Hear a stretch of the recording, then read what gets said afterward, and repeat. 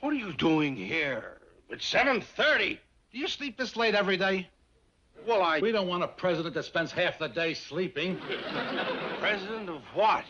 He ain't very well informed for a president. Roy, be quiet. Mr. Douglas, town council met last night, and we voted to reopen the Hooterville Airplane Company that we had here during the war. The Hooterville And for suggesting it, we're making you president. You're making me? Don't he ever finish the sentence? Well, There he goes again. Roy. Well, Mr. Douglas, what do you say? Look, when I suggested a small defense plant to keep people from moving to Bleedsville, I never meant anything as ambitious as making airplanes. That requires millions of dollars. You gotta have a contract. Well, if you were any kind of a president, you know we have a contract. You have a contract? He finally said a whole sentence.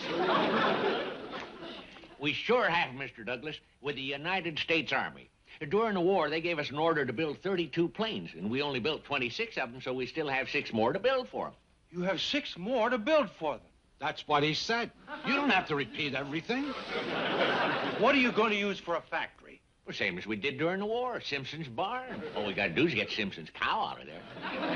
You think you can build jet planes in a barn? They ain't jets. Show him the picture, Sam. Here you are, Mr. Douglas. That's a picture of the first plane to come off the assembly line. That's a Jenny. A World War I plane. Well, what war did you think we built them for? That's where I made my mistake.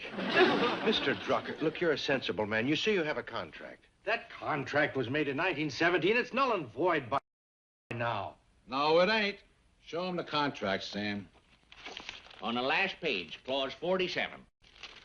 Want to borrow my glasses? No. Huh. And, so and so and so. The United States Army further stipulates that said airplanes may be delivered any time at the company's discretion.